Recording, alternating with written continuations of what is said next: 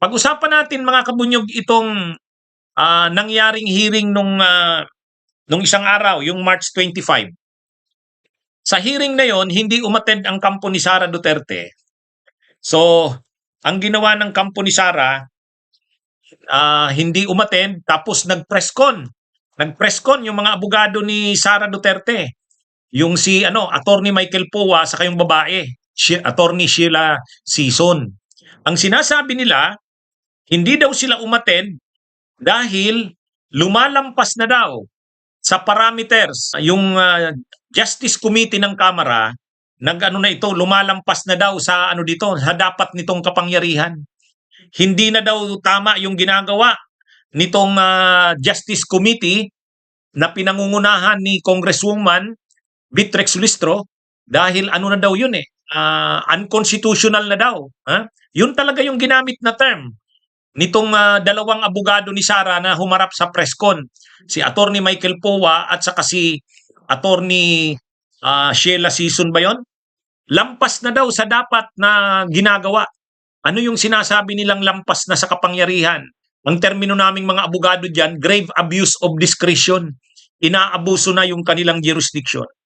Ang paliwanag nila, sabi ng mga abogado ni Sara na humarap sa press con, ang may kapangyarihan na mag-trial ay ang Senado.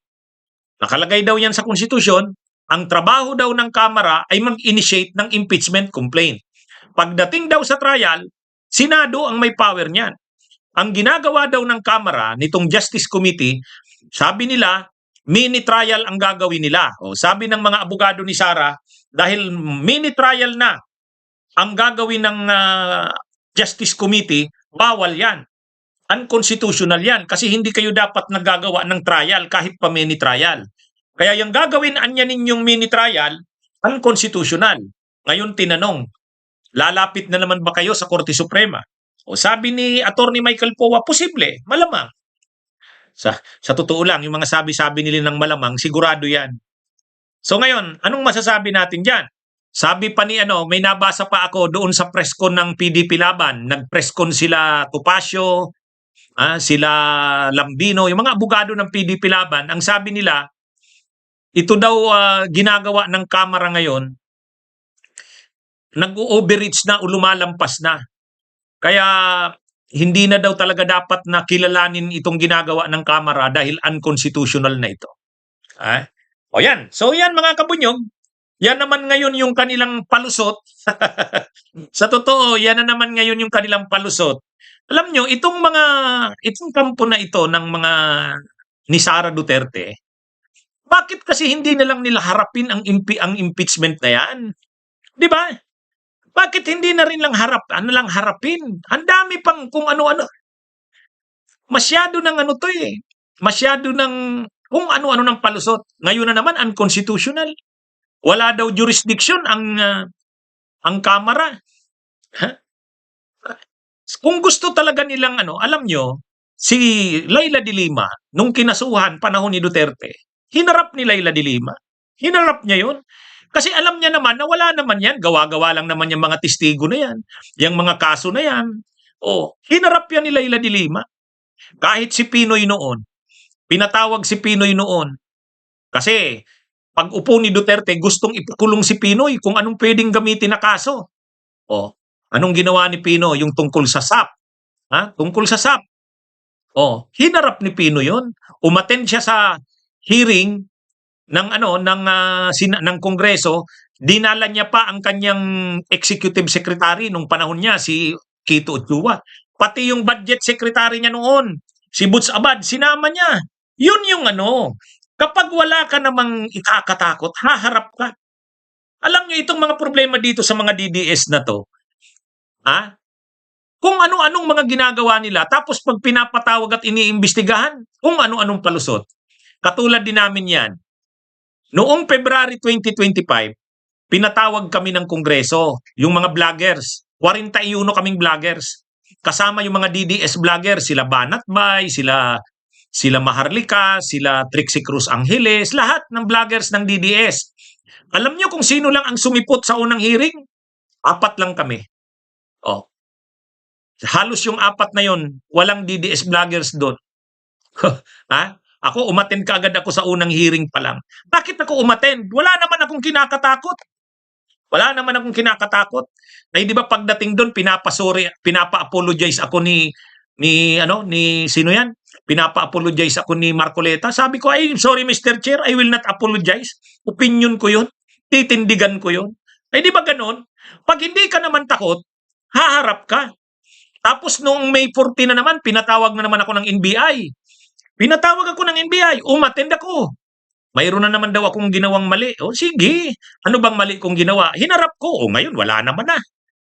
Yung mga kabunyog, alam nyo, pag wala kang kasalanan, tingin mo tama ang ginagawa mo, pin mo, wala nang mga palusot.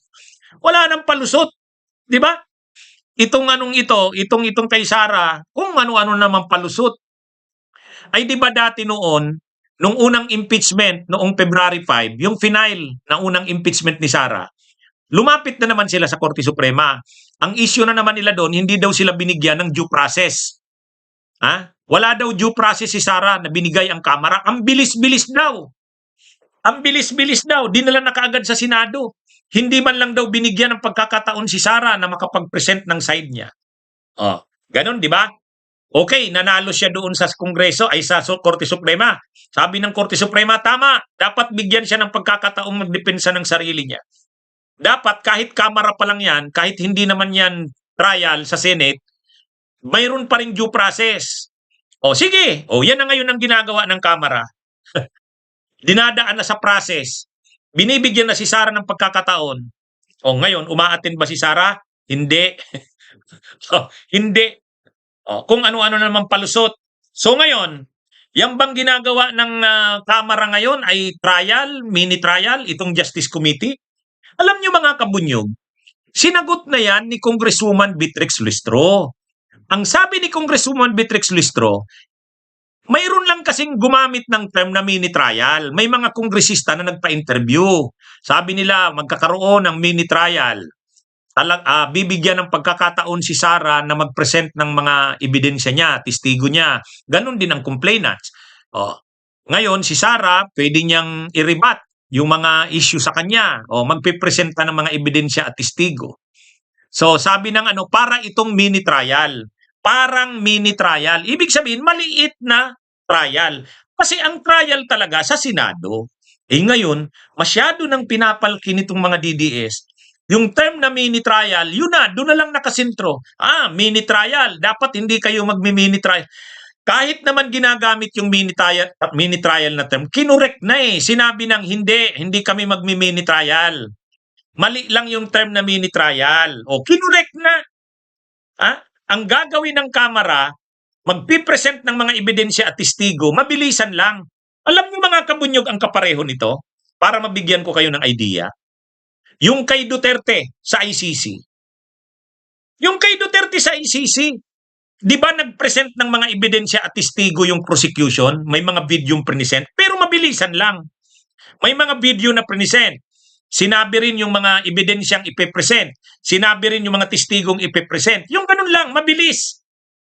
Pero yung ginawa ba doon kay Duterte, trial na? Hindi pa, pre-trial.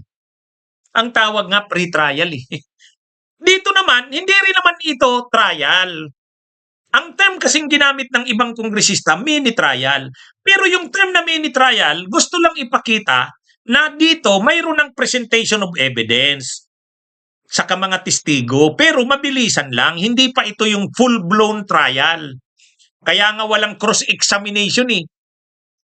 Pinaliwanag din ni Congresswoman Beatrix Lustro, ang gagawin ng Kamara ay parang sa fiscal hearing.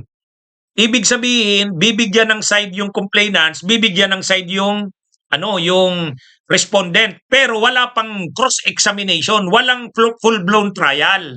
Kaya yung mga abogado ni Sara hindi pwedeng mag-cross-examine. Kasi hindi naman ito trial. Doon na lang sa Senado magkakaroon ng ganun. Ang linaw-linaw nun. Ang linaw-linaw naman ng mga paliwanag. Kaya lang, masyado nang pinapalaki ng kampo ni Sara yung term na mini trial. Bawal daw yan na mini trial. Kasi daw ang trial dapat sa Senado lang. Nilinaw naman na eh. Sa totoo lang, wala daw jurisdiction ang Kamara sa ganyan. Dahil walang jurisdiction ang Kamara dyan, unconstitutional yan, so pwede nilang dalhin na naman sa Korte Suprema yan. Sos naman. Alam nyo mga kabunyog, mga kababayan. Ha? Masyadong ano itong mga anong ito? Itong mga DDS na to, itong kampo ni Sara. Wala naman talaga kasi silang matibay na ebidensya. Wala silang pang-counter, wala silang pang-rebat. Kaya humahanap na lang ng kung ano-anong butas. Mga kabunyog, isa pang issue. Hindi daw dapat nagsusumpina ang Kamara. Dapat daw nagsusumpina sa Senado na. Doon na daw sa trial ang mga sumpina. Mga kabunyog, mga kababayan. Noon nga sa hearing ng mga investigation in aid of legislation, 'di ba? Yung mga blue ribbon sa Senado, yung mga committee hearing sa Kamara, yung Quadcom nga nakakapagsumpina. Hindi pa yan impeachment ha, investigation in aid of legislation pa lang. Pero may power na ng sumpina ad testificandum at ducis tecum. Pag hindi ka sumunod, iko-contempt ka. Ito pa kayang House Justice Committee, impeachment na ito. Di ba? Ang sinasabi kasi ng mga abogado ni Sara, wala muna dapat sumpina. Bawal ang sumpina. Ha? Bakit mo naman sasabihin bawal ang sumpina? Sino ka? Abogado ka lang tapos sasabihin mo sumpina? Bawal. May power ang Kamara na magsumpina.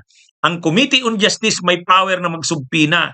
Simpleng hearing nga ng mga committee ng Kongreso.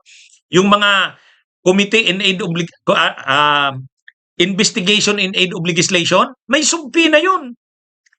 Ad testificandum, sumpina ducis tecum. Tapos ito impeachment, sasabihin mo bawal ang sumpina.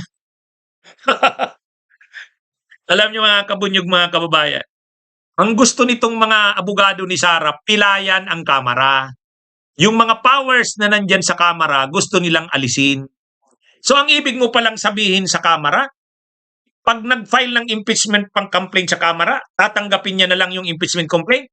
Hindi na siya pwedeng magsumpina. Kasi nung isang araw, maraming sumpinang ginawa ang Kamara.